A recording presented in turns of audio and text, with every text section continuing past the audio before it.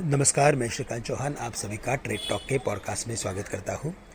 कल के दिन में हमने यूएस मार्केट्स में एक नॉमिनल तेज़ी देखी, लेकिन जो वहां के बॉन्ड यील्ड है वो अभी बढ़ रहे हैं। लगातार 4.25 से अभी 4.45 के करीब आ चुके हैं और उसका सबसे बड़ा रीज़न यही है कि वहाँ के जो इलेक्शंस होने वाले हैं, यानी कि यूएस में जो इलेक्शंस होने वाले हैं वहाँ पे वापस से एक बार ट्रम्प की विक्ट्री के ऊपर दाव लगाया जा रहा है।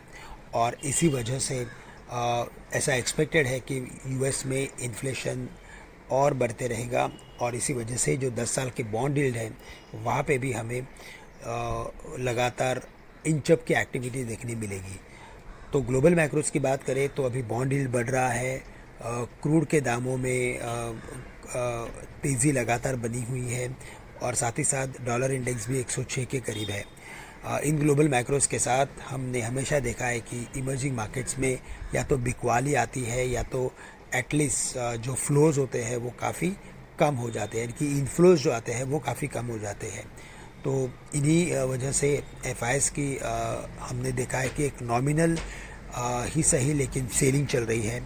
डोमेस्टिक इंस्टीट्यूशंस लगातार मार्केट में बायर बने हुए हैं और इसी वजह से कल के दिन में भी हमने हमारे मार्केट्स में एक तेज़ी देखी। 24,000 के करीब मार्केट में डबल बॉटम बना है। इन लेवल्स के नीचे वीकनेस परसिस्ट होगा और 23,800 तक के भी लेवल्स निफ्टी रजिस्टर कर सकता है, लेकिन हायर लेवल्स पे हमें लगता है कि 24,150 175 ये इंपॉर्टेंट लेवल्स है। इन लेवल्स के ऊपर एक बार निफ्टी में 24,250 से लेकर 300 के लेवल्स दिखाई दे सकते हैं, बट इन लेवल्स के करीब हमें लगता है कि प्रॉफिट बुकिंग करना काफ़ी ज़रूरी है।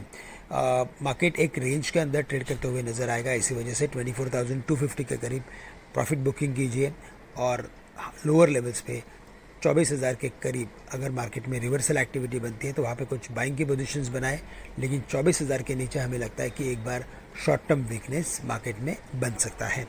इसके अलावा बैंक निफ्टी में भी 52,800 के करीब बड़ा रेजिस्टेंस है, तो 52,800 से लेकर 53,000 तक बैंक निफ्टी में शायद उछाल देखने मिल भी सकता है, लेकिन 53,000 के ऊपर ही मार्केट में यानी कि बैंक निफ्टी में तेज़ी बनेगी। अदरवाइज 52,000 तक के लेवल्स बैंक निफ्टी रजिस्टर कर सकता है।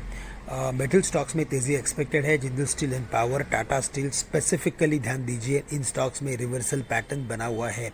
सीमेंट स्टॉक्स में भी मोमेंटम जारी है, वहाँ पे इंट्राडे में जैसे एक्टिविटी बनेगी उसी बेसिस पे ट्रेड्स लिए जा सकते हैं। लेकिन ऑयल एंड गैस स्टॉक्स में मुझे लगता है कि आईजीएल है या तो पेट्रोनेट है, गेल है, वहाँ पे तेज़ी का मोमेंटम जारी रहेगा।